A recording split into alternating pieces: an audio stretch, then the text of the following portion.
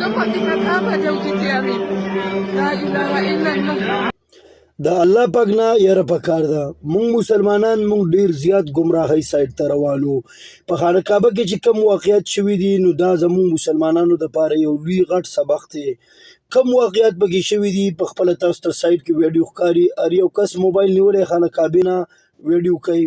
ویډیو دې په دې وجه باندې کوي چې په خانه کعبه کې دننه فرشتې او جنات چې دي نو دوی مونځ کوي 2 رکعته نفل یې کړي دي.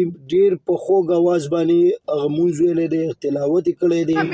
نو ما ویډیو وکتله ګوره د دې نه ظاهرېږي چې هر یو شی چې دی که نه په دنیا باندې صلاحیت دا د الله پاک نه هېرېږي. واحد مونږ مسلمانانو چې مونږ ډېر زیات د ګمراهۍ سایډ ته روان یو، مونږ د الله پاک نه اړوله یره په زړه کې راولو نو ویډیو په خپله مو ګورئ او نورو ملګرو سره هم شیر کوئ.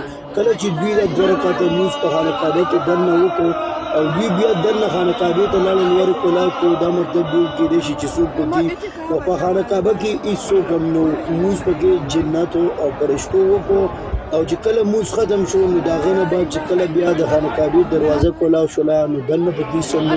ویډیو کې په خپله وګورئ، نورو ملګرو سره هم شیر کوئ او د دې نه یو غټ عبرت والی، یو غټ سبق ترې والی او الله پاک ته دعاګانې کوئ چې الله پاک ټول مو معاف کړي. ویډیو خپله مو ګورئ، لازمي خپل ملګرو سره هم شیر کړئ.